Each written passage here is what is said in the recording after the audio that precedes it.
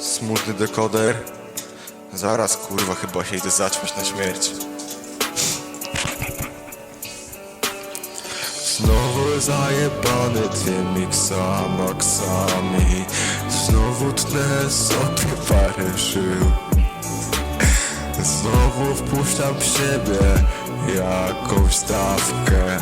Amfetamina już odcina zmysł. Znowu zajebany tymi Xanaxami.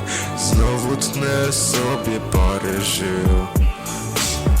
Znowu wpuszczam w siebie jakąś dawkę. Amfetamina już odcina zmysł.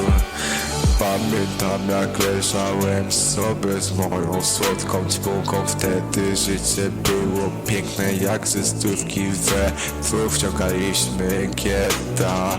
Biały proch rozbruszony po całym stoliku. Twardy kryształ kruszyliśmy we dwóch. Teraz ona daje dupę i obciąga innym laski, a ja leżę wyjebany z kapci, no i piję lin.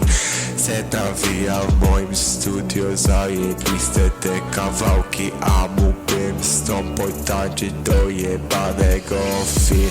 Zajebany tymi Xanaxami.